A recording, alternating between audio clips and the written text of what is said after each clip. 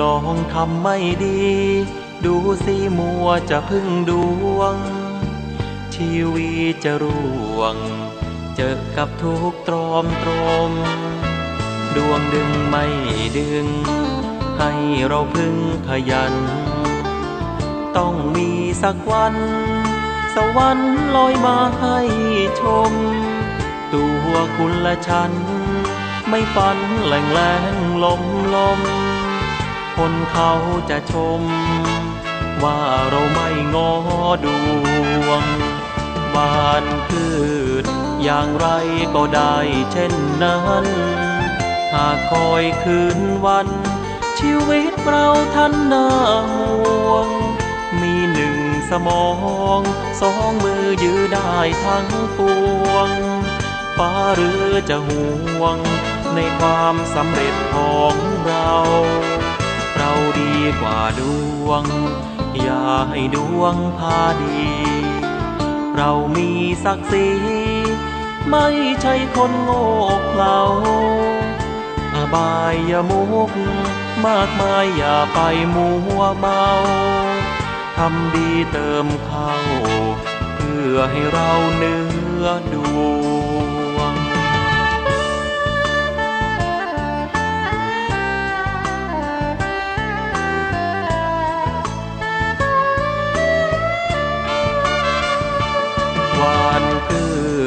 อย่างไรก็ได้เช่นนั้นหากคอยคืนวันชีวิตเราท่านน่าห่วงมีหนึ่งสมองสองมือยื้อได้ทั้งปวงฟ้าหรือจะห่วงในความสำเร็จของเราดีกว่าดวงอย่าให้ดวงพาดีเรามีศักดิ์ศรี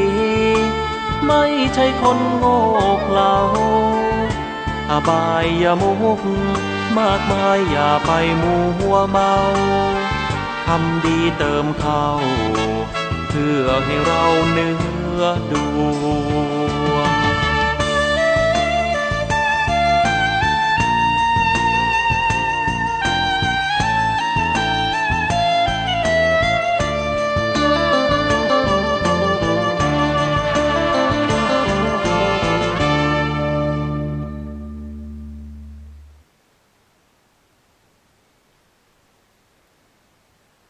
กัมมุนาวัตติโลโกสัตว์โลกย่อมเป็นไปตามกรรม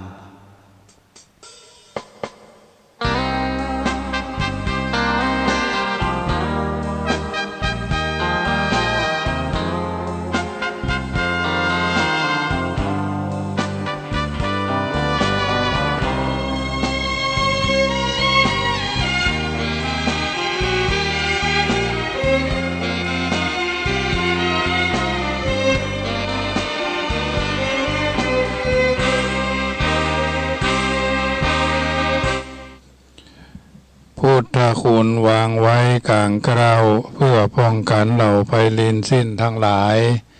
ธรรมคุณทูลวางไว้กลางใจเพื่อช่วยฮือหูทั่วถึงชั่วดี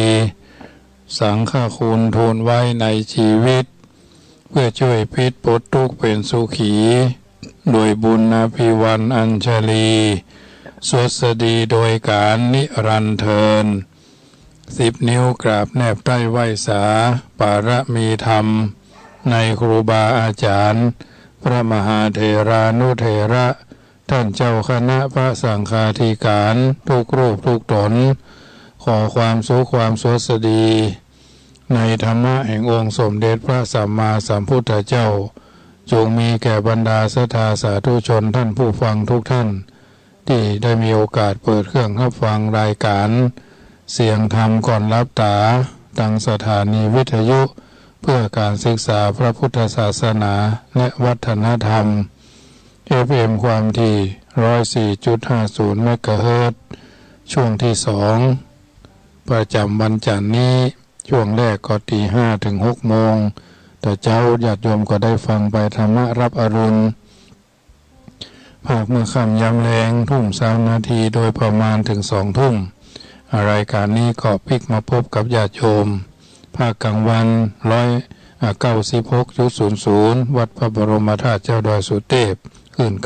96ก็เป็นธรรมะในชีวิตประจำวันญาติโยมก็ติดตามฟังกันเป็นประจำเมื่อค่ำยามแรงนี่ก็เช่นเดียวกันช่วงแรงนี้ประมาณ6 โมงครึ่งถึง7 โมงนี่ก็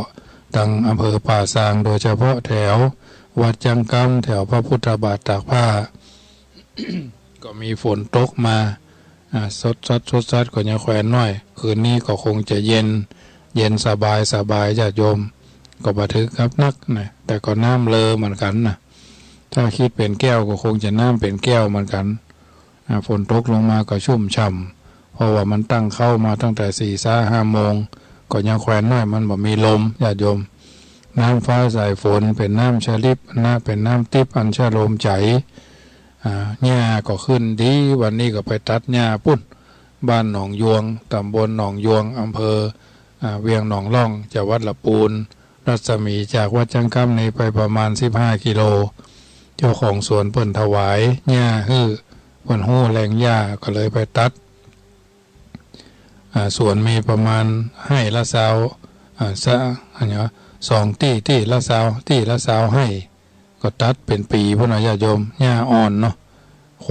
วายแก่หรือโคแก่กินหญ้าอ่อนนะวันนี้ก็เลยมาตัดกินเต็มที่นะ7 ตัวต่อรถ2 รถพ่วงนะ2 รถ2 รถอันพ่วงนั่นนะที่มันเอาพ่วงใต้รถนั่งรถพ่วงนั่นนะเต็มที่งัว5 ตัวต่อ1 รถพ่วงพอมันกินเต็มที่วันนี้นะอันนี้ก็ถือว่าเป็นอาหารสัตว์กินหญ้าปศุสัตว์เพื่อก็มาฉีดยากันพยาธิกันหั่นกันนี่เนาะอันกี้ก็กินกันเต็มที่กินจังพุงกลางเนาะอันนี้ก็ถือว่าสังสารสัตว์ก็ไปตามของเขาเพราะฉะนั้นวันนี้ก็เป็นวันโกนนะญาติโยมเป็นวันโกนวันพุธก็เป็นวันพระวันพุธนี้ก็จะได้เทศนาธรรมประกอบกับเป็นวันอังคารด้วยเนาะบางท่านไปวัดนี่ก็คงจะไม่ได้ฟังบางท่านไปนอนวัดนอนวาเทศหมู่หินผูกที่6เนาะวันพุธนี้นะตะกี้ก็เทศที่ดีนาวเรดิโอไปเป็นผูกที่5ผูกที่6เหมือนกันเนื้อเรื่องราวทั้งหลายก็จะไปตามวาระบางคนนี่เพิ่นก็เสนอว่าเกินไว้ล่วงหน้าเหี่ยก่อนต้องเนาะแล้วค่อยๆเทศทำอันนี้วันพุธนี่ก็คงจะทำตามนั้นเพิ่นฮ้องว่าเล่าเพิ่นฮ้องว่าย่อความไว้ก่อนที่จะเทศนาอันนี้ก็ขออนุโมทนาในกุศลจิตที่ญาติโยมบางคนเพิ่นเสนอแนวคิดก็จะได้อู้เรื่องของแรงกรรมเนาะต่อให้ญาติโยมได้ฟังว่าต่อจากตอนที่แล้วเนาะคืนก่อนที่ผ่านมาความเข้าใจไขว้เขวในเรื่องของกรรมประการที่2ก็คือเข้าใจว่าผลกรรมเกิดมีขึ้นก็ต่อเมื่อมีผู้หูหันถ้าทำผิดต้องมีผู้จับได้ไล่ตันถ้าทำดีก็ต้องมีผู้ยกย่องสรรเสริญผลแห่งกรรมจึงจะปรากฏความเข้าใจผิดอย่างนี้ก็เพราะทำให้เฮาหลอกตัวเก่าคือทำแต่กรรมร้ายในที่ลับทำในที่บะฮื้อไผ่หันจับได้ไล่ตันเป็นต้นจึงจะทำให้เขากลายเป็นคนคบยากไว้ใจยากแบบเสือเท่าจำศีลถ้าเขาจะทำความดีก็ต้องทำชนิดที่เรียกว่าทำบุญเอาหน้าถ้าทำความดีอันใดบ่มีไผ่หูบ่มีไผ่หันเขาก็บ่ยอมทำเขาก็บ่ยอมทำเป็นคนชอบทำมาอย่างชนิดที่เรียกว่าแบบพักชีโรยหน้าเพื่อจะประจบเอาใจคนนั้นคนนี้เท่านั้นเท่านี้เนาะประการที่3คือความเข้าใจผิดไปว่าผลกรรมที่เลวร้ายนั่นเวลาทำไปแล้วอันนี้สืบต่อมาคำว่ากรรมมุนาวัตติโลโกนะญาติโยมที่กำลังฟังหรือฟังกันอย่างต่อเนื่องรายการธรรมะอาตมาภาพบรรยายนี่ขอให้ฟังอย่างต่อเนื่องอย่าขาดนะต้องปฏิบัติต่อพยายามเอาเรื่องนั้นสติสัมปชัญญะหิริโอตตัปปะมันจะต่อกับไปเป็นเรื่องนะญาติโยมต้องฟังไปเนอะฟัง3-4-5 นาที10 นาทีถึงจะเข้าใจประการที่3เข้าใจผิดว่าผลกรรมที่ทำและเลวร้ายนั่นเวลาทำไปแล้วก็อาจจะทำความดีลบล้างเช่นโกง โกงเอาเงินคนอื่นเขามาเป็นเงินเป็นหมื่นเป็นแสนจนฐานะร่ำรวยก็มาติดตอดกฐินสักกองสองกองเพื่อจะล้างบาปอันนั้นเป็นต้นเมื่อเข้าใจพิษเช่นนี้แล้วก็ทำให้กรรมกระทำพิษต่อกันไปแถมเช่นเวลาหนุ่มก็อยู่กับบอกว่าเป็นการแห่งสนุกสนานก็แสวงหาความสนุกสำราญไปเถอะเรื่องสุรานารีภาชีกีฬาบัตรเวลาทำงานก็คืออุดมคติที่ว่าถ้าบะโกงก็บะรวยทำอย่างใดจะให้ร่ำรวยก็ทำไปเถอะถึงจะเลวร้ายอย่างใดก็ขอฝากไว้ก่อนแก่เท่าลงค่อยเข้าวัดถือศีลล้างบางล้างกรรมในภายหลังซึ่งบางคนบัดตันได้เท่าได้แก่เกิดมีอันจะต้องตายไปเหี่ยก่อนลูกหลานผู้อยู่ในภายหลังก็นิยมทำบุญเพื่อช่วยล้างกรรมเพื่อมีก็มีอันที่จริงกรรมทุกอย่างมีที่คนเฮาทำลงไปแล้วผลกรรมต้องติดตามเพื่อผลไปในที่ทุกหนทุกแห่งในช่องได้โอกาสเมื่อใดก็เพื่อผลเมื่อนั้นกรรมดีกรรมชั่วจึงเปรียบเหมือนเสือร้ายสองตัวที่ไล่ตายตัวหลังมาไล่ตันเมื่อใดก็จะคุบทันทีลบบ่ได้ล้างบ่ได้จนกว่าแรงกรรมนั้นจะหมดจะเสี่ยงไปเองจึงสมกับบาลีที่ยกเอาไว้ว่ายังกรรมังกริสามิกันละยานังวาปาปะกังวาตัสสะทายาโทภวิสามิตนเฮาทำกรรมไว้แล้วก็ดีก็ตามชั่วก็ตามเขาจะต้องเป็นทายาทผู้รับผลแห่งกรรมจากหลักฐานในชาดกต่างหลายมีที่ทางศาสนามีอยู่นั่นบอกให้เขาทราบว่าแรงกรรมที่ส่งผลมาตั้งแต่อดีตทำให้เกิดปฏิกิริยาขึ้นตั้งแต่คนเฮาถือปฏิสนธิอยู่ในท้องแม่เนาะในท้องแม่ผู้บังเกิดเก้าแล้ว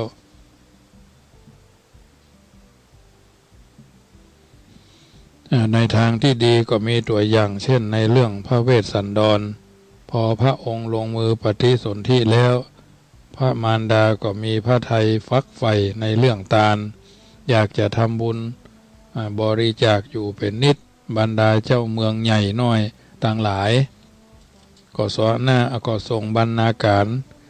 มาถวายพระบิดาคือพระเจ้ากรุงสันชัยอยู่บาขาดอันเป็นเรื่องแสดงถึงอุปนิสัยใจคอทารกในพระครรภ์และความจริงที่เป็นไปดังนั้นจริงพระเวสสันดรนั้นน้ำพระทัยกว้างขวางประดุจจะแม่น้ำทั้งห้าเอื้อเฟื้อเผื่อแผ่แก่คนยากจนทรงบำเพ็ญทานบารมีจนตลอดพระชนมายุจนครั้งหนึ่งต้องถูกเนรเทศจากบ้านจากเมืองก็เพราะว่าเรื่องการบริจาคทานในทางร้ายก็มีตัวอย่างเช่นเรื่องอนันทเศรษฐีเป็นคนมั่งมีแต่ขี้จิทีเหนียวเป็นที่สุดอย่าว่าแต่คนอื่นเลยแม้แต่บุตรภรรยาของตนก็บ่เอื้อเฟื้อเผื่อแผ่ตัวเองจะกินจะใช้ก็เบียดกรอเสียเหลือเกินเสื้อผ้าก็นุ่งของเก่าๆเร็วๆสิ่งของต่างๆก็ใช้แต่ของที่ปอนผสมกับฐานะเขาประพฤติตนเป็นคนใจแคบอยู่เช่นนั้นตลอดชาติพอตายไปเกิดในแห่งชาติหนึ่งก็ไปถือปฏิสนธิในท้องของหญิงจันดานซึ่งหาเจ้ากินค่ำและต้องขอหาคนอื่นแต่ต้องขอทานคนอื่นเขากินแต่ไหนแต่ไรมาไปขอทานเขากินก็มีผู้เอื้อเฟื้อบริจาคให้พอกินไปวันๆมาถึงกับอดอยากแต่พออนันทเศรษฐีมาถือปฏิสนธิในท้องแล้วไปขอทานที่ไหนไผก็ไปอยากจะฮื้อทานต้องอดมือกินมือดูมันคัดโจกคัดลาไปหมดพอคลอดลูกคนนั้นออกมาก็มีรูปร่างเหมือนปีศาจอุ้มไปขอทานวันไหนวันนั้นก็ต้องอดเพราะมีไผทำทานในที่สุดแม่คือมารดาต้องแยกทางกับลูกคนนั้นเสียความอาภัพของละอ่อนคนนั้นก็เนื่องมาจากผลกรรมคือความเป็นพลขี้จิตรณีทีเหนียวและเป็นผู้มีจิตใจคับแคบญาติที่เขาเกิดเป็นอานันทเศรษฐีนั่นเองแถมเรื่องหนึ่งคือเรื่องพระเจ้าอาชาติศัตรู เล่าไว้ในประวัติของพระองค์ว่าเมื่ออยู่ในครรภ์นั้นมารดาเกิดแพ้ท้องเนาะมีความกระหายอยากจะดื่มพระโลหิตของพระสวามีคือพระเจ้าพิมพิสารระงับพระทัยเท่าใดก็ไม่สำเร็จจนพระเจ้าพิมพิสารต้องเอาพระขันเชือดพระชานุเลือดหน้าแข้งคือโลหิตไหลแล้วเอาสุวรรณพาสรองรับเอาพระโลหิตมาป่นกับน้ำพระนางดื่มระงับอาการแพ้ท้องซึ่งเหตุการณ์เนี้ยเกิดขึ้นครั้งนั้นบรรดาปุโรหิตทั้งหลายอาจารย์ทั้งหลายก็พากันทำนายทายทักไปเรื่องเลวร้ายทั้งสิ้นถึงเวลาพระโอรสประสูติพระเจ้าพิมพิสารดีพระทัยทรงขนานพระนามว่าอาชาติศัตรูแปลว่าผู้เกิดมาไม่เป็นข้าศึกเมื่อจะสะเดาะเคราะห์จะสะเดาะพระเคราะห์ที่พวกโหรทำนายแต่การภายหลังปรากฏว่าพระเจ้าอาชาติศัตรูคบคิดกับพระเจ้าพระเทวทัตนะพระเทวทัตทำการปล้นราชบัลลังก์ราชสมบัติจับพระบิดาไปขังทรมานจนสิ้นพระชนม์แปลว่าพระเจ้าอาชาติศัตรูเกิดมาเพื่อล้างผ่านพระชนกจึงมีปฏิกิริยาเกิดขึ้นอยู่ในพระครรภ์บันดาลพระมารดากระหายอยากจะดื่มพระโลหิตดังที่กล่าวแล้วนี้ก็แสดงว่าผลแห่งกรรมนั้นยังอดีตอนาคตปัจจุบันมีความสัมพันธ์เกี่ยวเนื่องกันมาอย่างน่าพิศวงแท้ๆในทำนองเดียวกันได้ยินคนบ่เก่าเล่าสืบกันมาว่าระหว่างลูกที่นอนอยู่ในท้องถ้าแม่ทำกรรมใดกรรมนั้นก็จะเป็นเหมือนกรรมร่วมส่งผลกระทบเหมือนถึงกระทบกระเทือนถึงรูปร่างนิสัยใจคอของบุตรธิดาในพระครรภ์ด้วยเช่นถ้าแม่จังผู้ใดอย่างฝังจิตฝังใจลับตาก็พอหันหน้าคนนั้นก็จังก็เกลียดชังเสมอลูกในท้องเกิดมาก็จะมีส่วนละไม้คล้ายคลึงกับคนนั้นสตรีใดอุ้มท้องแล้วอุ้มคันไปแอวบ่อนแอวบาร์ได้คุกคีอยู่กับเรื่องสนุกเฮฮากินเหล้ากินเบียร์เล่นไพ่บักแก้วไฮโลปิงโกอะไรอย่างก็ว่ากันไประเบิดเถิดเทิงที่ไหนก็ไปผู้ใดใจคองุดงิดโคตรง่ายขี้เกียจขี้โคตรขี้งอนขี้มิ่งหน้าง่ำหน้างออยู่ตลอดวันก็จะส่งผลให้ลูกในท้องมีรูปร่างบางดบางงามเป็นคนขี้เลี้ยวขี้เล่รูปชั่วตัวดำไปหมดได้เหมือนกันลูกคนไหนเมื่ออยู่ในท้องแม่พ่อแม่ทะเลาะเบาแว่งกันตึงวันผัวแก้วเมียขวดผัวขวดเมียแก้วอยู่ฮะน่ะผลกรรมก็จะแต่งนิสัยของลูกคือเป็นคนพาลเกเรชอบพาเรื่องทะเลาะวิวาทกับผู้อื่นเป็นอาจินเป็นต้นว่าเรื่องกรรมร่วมเนี้ยจึงเป็นสิ่งที่เป็นไปดังได้จริงดังที่ชาวบ้านเล่ากันไปว่าระหว่างแม่กับพ่อหรือพ่อกับแม่นั้นถ้าฝ่ายใดมีความจงรักภักดีมากรูปร่างจะกระเดียดไปทางที่คนที่รักคือถ้าแม่ฮักพ่อนักจิตใจผูกพันอยู่กับพ่ออย่างเหลือเกินลูกเกิดมาก็จะมีรูปร่างคล้ายไปทางพ่อนักถ้าแม่รักมารดามากเป็นห่วงอะไรลูกตลอดเวลาลูกก็เกิดมาจะมีรูปร่างเหมือนแม่อาตมาภาพนี่เหมือนแม่พ่ออาตมาภาพถ้าจะฮักแม่อาตมาภาพนัก อันนี้ว่าเป็นภาษาที่เพิ่นว่ากันนะว่าอาตมาภาพนี่เหมือนแม่คนที่เหมือนแม่นี่แม่ตายก่อนนะรูปร่างคล้ายหัวไม่มืออย่างนี้เหมือนแม่นี่แม่ไปก่อนก็อันแท้สุมาเท้าเท้ากับมือนี่เหมือนแม่รูปร่างก็เหมือนแม่นี่แม่ไปก่อนว่านะอันนี้เพิ่นว่าเนอะเอามาตรองอาตมาภาพอาตมาภาพนี่ไปเหมือนแม่ห่างเหมือนแม่กิริยาการก็เหมือนแม่เอาแม่เขาไปก่อนพ่อเขาฮักแม่เขานัก ก็จะเป็นอย่างนี้อันนี้ว่าคนเดียวบ่ได้เนอะแท้จริงแค่ไหนก็จุดนะถ้าฮักพอกันลูกก็จะแบ่งรูปร่างลักษณะมาถึง2แบบเช่นผิวเหมือนแม่กิริยาเอียงไปทางพ่อหรือใบหน้าเหมือนแม่ รูปร่างคล้ายไปในทางพ่อเป็นต้นลูกก็จึงเป็นเครื่องพิสูจน์ความรักระหว่างพ่อกับแม่ได้สมกับที่เขาเล่ากันว่า พยานรักได้ทีเดียวเป็นเรื่องของกรรมร่วมที่ส่งผลสืบต่อเนื่องอย่างอัศจรรย์เรื่องนี้แท้จริงเป็นประการใดอาตมาภาพก็เก็บความเอามาจากผู้อื่นท่านผู้ฟังเป็นผู้คนเป็นพ่อคนแม่คนเนาะได้กำลังจะเป็นอยู่ก็มีจะเก็บเอาไปกึดดูเล่นๆหรือเอาไปพิสูจน์ดูตัวเองลูกของตัวท่านเองลูกของโยมพ่อเองโยมแม่เองโยมพี่เองโยมอ้ายเองก็เหมือนกันใครอยากจะได้ลูกเป็นคนดีมีใจเมตตากรุณาเป็นคนมีสติปัญญาคมกล้าจิตใจบ่ฟุ้งซ่านพ่อแม่จะต้องรักษาใจตั้งแต่เริ่มรู้สึกตัวว่ามีท้องมีไส้แล้วนะอย่าให้มีเรื่องมีราวมีโกรธมีเคืองมีพยาบาทต่อผู้ใด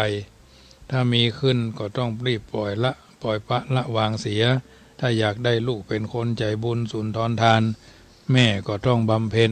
คุณธรรมเช่นนั้นเข้าวัดฟังธรรมตักบาตรทำบุญ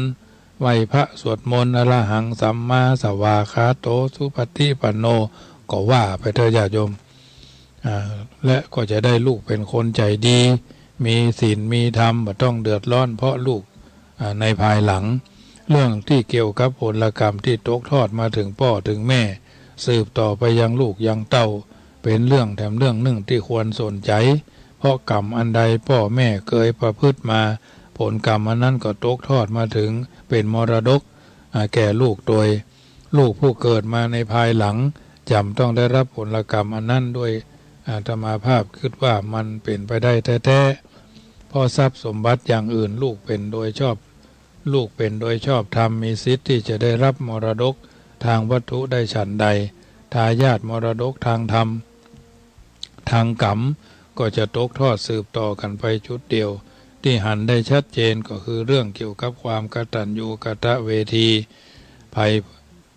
ภัยผู้มีนิสัยโหดร้ายเป็นคนอกตัญญูบ่เลี้ยงดูพ่อแม่เมื่อแก่เฒ่าอูจาก้าวร้าวหรือด่าทอพ่อแม่อยู่เป็นนิดจนถึงกับทำให้พ่อแม่น้ำหูลาน้ำตาไหลได้แล้วในภายหลังเมื่อเขามีเย่ามีเรือนมีลูกมีเต้า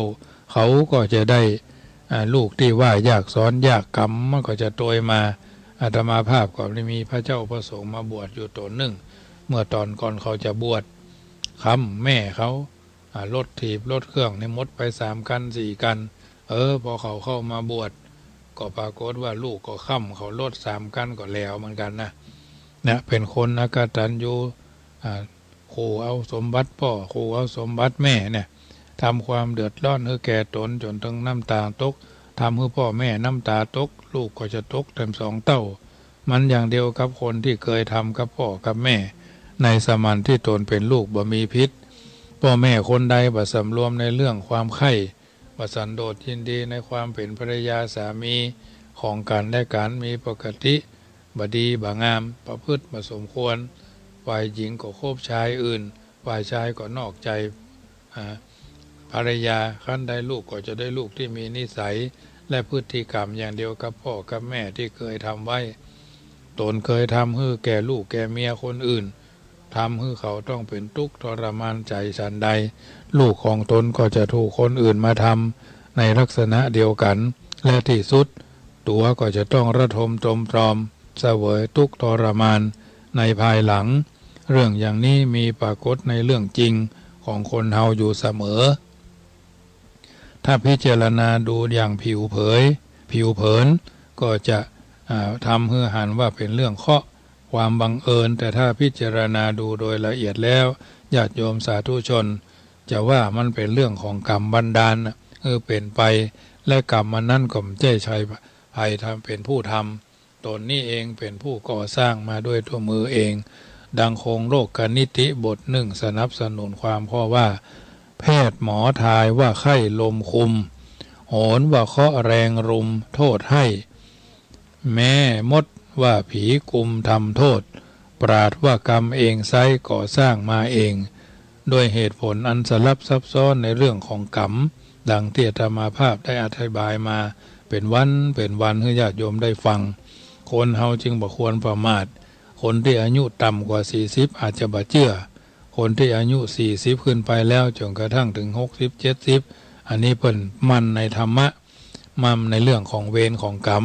สัตว์โลกย่อมเป็นไปตามกรรมเรามีกรรมเป็นของตนเรามีกรรมเป็นผู้ให้ผลเรามีกรรมเป็นผู้ติดตามเราทำกรรมอันใดไว้ดีก็ตามชั่วก็ตามเราจะต้องเป็นทายาทแห่งกรรมนั้นและเราจะต้องได้รับผลของกรรมนั้นสืบไปจะไปไข้หัวจะไปจะไปบืนปากจะไปตั้งดังใส่สักวันหนึ่งจะไปเยาะเย้ยไข้หัวว่าโง่เขาเบาปัญญาสมัยนี้เพิ่นพอไปถึงไหนถึงเบาแล้วนะ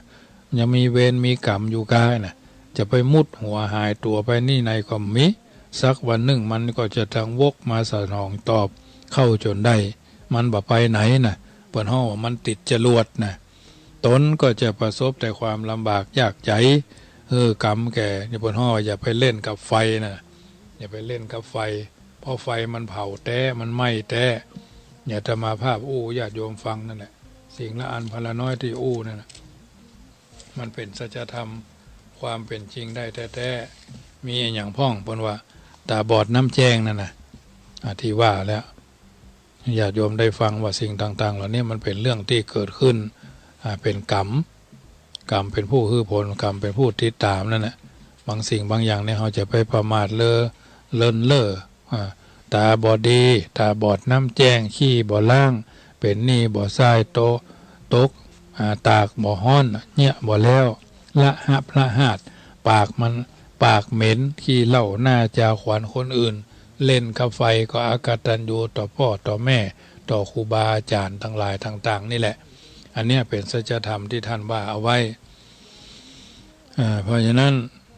และแล้วตนก็จะประสบความลำบากยากเข็ญลำบากยากใจในการที่เอาถูกหัวเราะเยาะเย้ยประสบความลำบากเพราะกรรมนั่นแหละจะต้องถูกหัวเราะเยาะเย้ยในที่ต่างๆเรื่องนี้มีภาษิตเน้นนักเอาไว้ว่าคนพาลย่อมพอหันการทำบาปหยาบช้าประหนึ่งว่าน้ำพึ่งมีรสหวานแต่เมื่อใดบาปคือผลคนพาลก็ย่อมเดือดร้อนฮ้อนใจนอนทุกข์และตรอมตรมเพราะกรรมของตนบาปอันบุคคลทำไว้แล้ว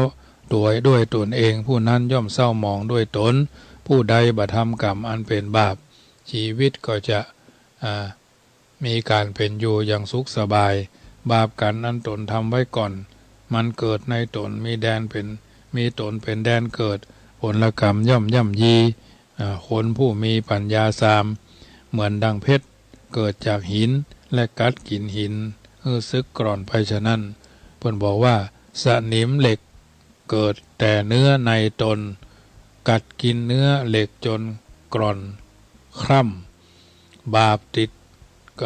เกิดแต่ตนคนทำบาปย่อมทำโทษซ้ำแก่ผู้บาปเองอันนี้เป็นนิทัศนะอุทาหรณ์เตือนจิตสกิดใจให้ญาติโยมสาธุชนได้ยินได้ฟังแล้วก็ฟังไปนิทัศนะอุทาหรณ์เตือนจิตสกิดใจตนตัวเฮาท่านทั้งหลายเป็นลำดับไปรายการเสียงธรรมก่อนรับตาดำเนินรายการมาตั้งแต่ช่วงแรกมาจนถึงช่วงสุดท้ายก่อนที่จะเปิดสายให้ญาติโยมโทรเข้ามาก็ขอประชาสัมพันธ์บอกเชิญชวนว่าวัดจังกรรมก็จะได้จัดกิจกรรมงานส่งเสริมศาสนาศิลปะและวัฒนธรรมศาสนาศิลปะและวัฒนธรรมหน่วยอบรมประชาชนประจำตำบลมะกอกจะจัดธรรมสัญจรบวรขึ้นที่ประชาสุขสันต์ขึ้นในวันที่31สิงหาซึ่งก็พอดีครับเป็นงานทำบุญอายุวัฒนมงคลโดยช่วงนั้นก็เป็นงานที่ธรรมสัญจรที่ในโครงการคณะสงฆ์ตำบลทุกตำบลในจังหวัดลำพูน63ตำบลก็จะมีการจัดกิจกรรมสนองดำริในพระเดชพระคุณท่านเจ้าคุณพระเทพรัตนนายกท่านเจ้าคณะจังหวัดลำพูนตำบลอย่างน้อยๆตำบลละ1ครั้ง2ครั้ง3ครั้ง4ครั้งหรือทุกวัดก็ได้แล้วแต่เ พื่อจะได้เป็นกองทุนบำรุงหน่วยดังนั้นในวันที่31สิงหาอาตมาภาพก็ค่ายบอกเอิญเจริญพรญาติโยมที่อยู่ในจังหวัดลำพูนที่อยู่ในจังหวัดเชียงใหม่ฟังขึ้น104วัดฝ่ายหินฟังขึ้น96วัดพระบรมธาตุเจ้าดอยสุเทพก็ได้มีโอกาสก็กินทานด้วยกันเป็นเจ้าภาพน้ำดื่มปันขวดวันนี้โยมแม่พิษสมัยจากสันโป่งก็มาร่วมทำบุญเอาที่ครีมขายกล้ามเนื้อมาถวาย3 กล่องถวายพระถวายเน้นคนกล่องรับปัจจัยบำรุงการน้ำกับไฟอย่าง500 บาทก็ได้รับไว้เป็นที่เรียบร้อยแล้วเนอะเพิ่นมาถึงครอบครัวเพิ่นลูกเต้าเราล้านเพิ่นก็ได้การได้งานที่ดีก็ขออนุโมทนาขอให้ได้ย้ายจากแม่ฮ่องสอนมาอยู่จอมทองเนอะใกล้บ้านดีอนุโมทนาไว้ณที่นี้ตัว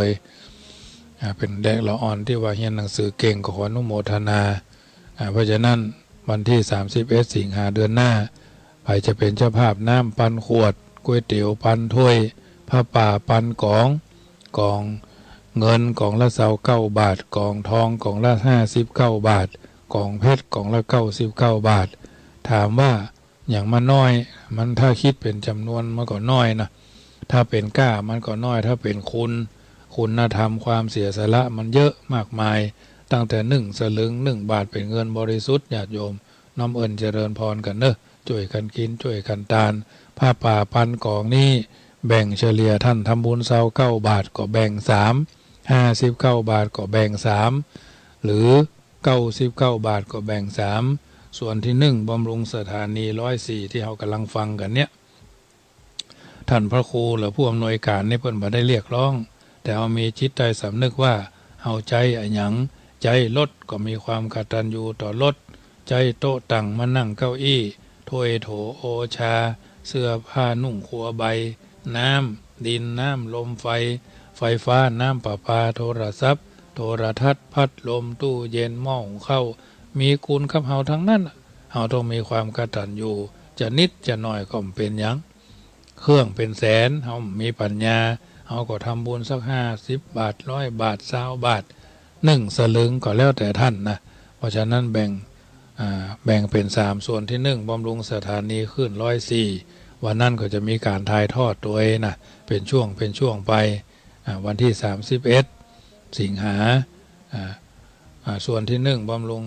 104ขึ้นวัดไฟหินส่วนที่2บำรุงหน่วยอบรมประชาชนประจำตำบลส่วนที่3บำรุงกิจการงานการน้ำค่าไฟอินเทอร์เน็ต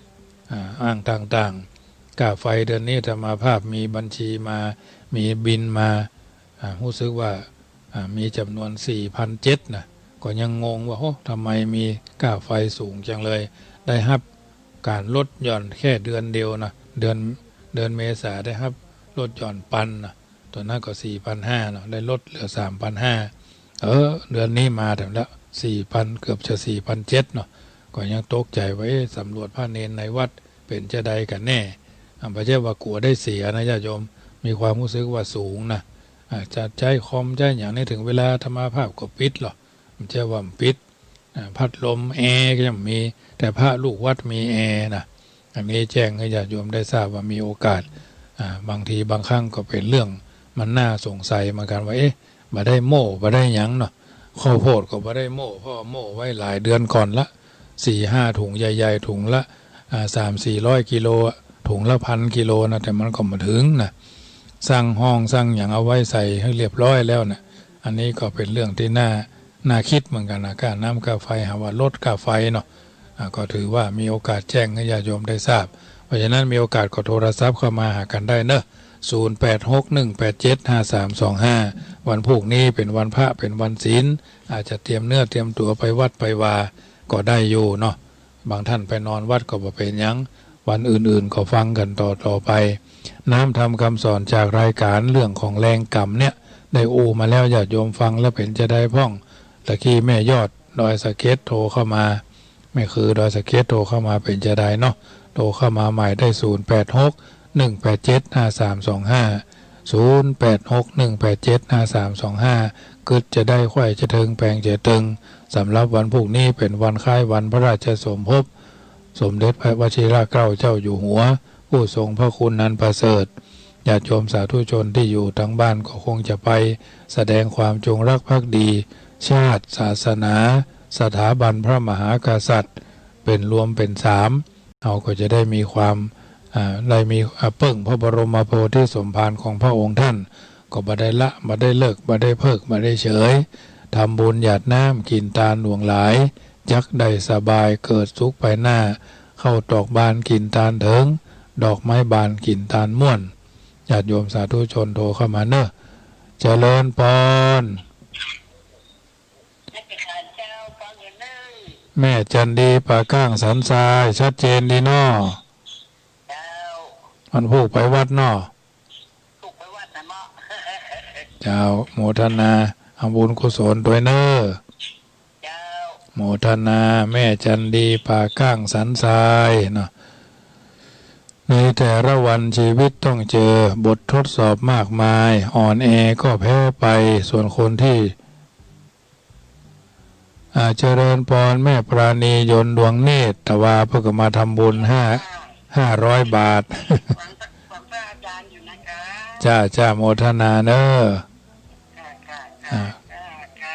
เจริญพรแม่ปราณียนต์ดวงเนตรตวาเพื่อมาทำบุญครับลูกสาวเปิดมาส่งเนาะก็เลยมาทำบุญเนี่ย500 บาทก็ขออนุโมทนากันน้ำกาไฟก้าจิปาถะของวัดวันนี้แม่พิสมัยจากสันโป่งไม่ริม500 บาทอนุโมทนาไว้ณที่นี้โดยโยมพี่เชียงใหม่ก็ร่วมทำบุญกันเตศเนาะวันนี้โดยวันผูกโดยเนาะก็จำนวนกองละกองทองเนาะ2 กอง2 กันวันผูกก็จะได้เอาไปถวายไวยาวัจกรรวบรวมถวายพระถวายเนนเป็นลำดับไปซึ่งญาติโยมได้ถวายโอนเข้ามาธรรมภาพก็มันอยู่ในธนาคารธรรมภาพของเงินส่วนตัวถวายต่างวัดต่างวาไปเป็นวันพระไปเนาะนิดหน่อยน้ำปิงวังโยมน่านกว่ามันจะมาเป็นแม่น้ำมันก็ต้องมาจากหลายสายเนาะเพราะฉะนั้นส่วนคนที่ไหวก็ต่อไปจะสู้หรือจะท้อก็ขึ้นอยู่ที่ว่าอยากจะไปต่อหรือยอมแพ้นะเจริญพรแม่บ้านนันตารามเจ้าโมทนาโดย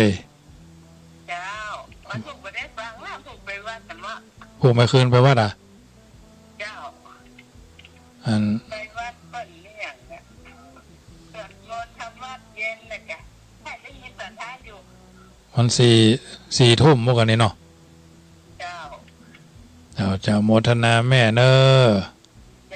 เป็นกำลังใจเจ้าเจริญพรอันนี้พวกก็อยู่สารปีนันตารามสารปีนี่ว่านันตารามหายาเนาะเพราะฉะนั้นญาติโยมสาธุชนมีโอกาสขอโทรเข้ามากันได้ทักทายกันไปวันละสาย2 สาย3 สาย4 สายจะรับจะนอนทักทายกันทุกวันเป็นการกระตุ้นจิตใจกระตุ้นสมองและยังเป็นการบ่งชี้ได้ว่าเอายังสบายดีมีเพื่อนยังมีผู้ที่รู้จักมีผู้ที่เรารักเราเคารพเรานับถือระลึกถึงกันอยู่ตลอดเวลาสมัยนี้คนเก่งมีมากแต่คนที่หายากคือคนดีบางทีกฎหมายห้ามคนชั่วไม่ได้แต่ต้องให้กฎแห่งกรรมชำระเองอะไรก็ตามที่เราหนีไม่พ้นเราควรเรียนรู้ที่จะอยู่กับมันให้ได้เพราะนี่คือศิลปะของการที่จะอยู่ในโลกนี้อย่างไม่มีทุกข์ญาติโยมสาธุชนอยากมีเพื่อนก็ให้มีน้ำใจอยากเป็นใหญ่ก็ให้เสียสละอยากเป็นคนดีก็ให้มีธรรมะอยากเป็นผู้ชนะก็ให้อ่อนน้อมถ่อมตนอันเนี้ยเป็นวลีคำพูดของบัณฑิตนักปราชญ์ก่อนนำใจการจากท่านไปอานันโทภระโทโหติวัฏโถวัฏฐโทโหติวันนะโทญาณโทสุขโทโหติทีปโทโหติจักขุโทผู้ให้ข้าวชื่อว่าให้กำลังผู้ให้ผ้าชื่อว่าให้ผิวพรรณผู้ให้ยานพาหนะชื่อว่าให้ความสุขผู้ให้ประทีปแสงสว่างโคมไฟชื่อว่าให้จักษุวันนี้ขออนุโมทนากับทุกท่านที่ทำบุญสุนทรทาน เป็นเจ้าภาพภัตตาหารเจ้าภัตตาหารเพนน้ำปานะหรือบำรุงกับน้ำก้าวไฟแต่ละวัดแต่ละวัดจงประสบแต่ความสุขความมั่งมีสีสุขหมดทุกข์หมดโศกหมดโลกหมดภัยมีโชคมีลาภป่าแป้ค่าซึกค่าขายก้าวหน้าเงินทองไหลมาเทมาหล่อรวยหล่อสวยรวยสง่าสมบารมีทรัพย์สินเงินเหลือกินเหลือใจเหลือไว้สร้างความดีสินทรัพย์มากล้นทับทวีโชคดีมีชัยสมดังใจปองสมปรารถนามีดวงตาหันธรรมเทินบุญเป็นสิ่งที่สำคัญที่สุดที่ทำให้เราประสบความสำเร็จในชีวิตในธุรกิจการงานหน้าที่คิดใหญ่คิดน้อยจักบันดาลให้เรามีความคิดที่ดีมีกำลังใจสูงส่งมีกำอู้อันทรงพลังกระทำสิ่งใดๆให้บรรลุผลสำเร็จจุใหญ่น้อยใจยิงนั่นจุงจักมีพุทโธโยแค้วคาดธัมโมโยแค้วคาดสังโฆโยแค้วคาดพระพุทธเจ้าย้ายบาทอิติปิโสภควาพุทธังรักษาธัมมังรักษาสังฆังรักษาอายุวันโนสุขังปะลัง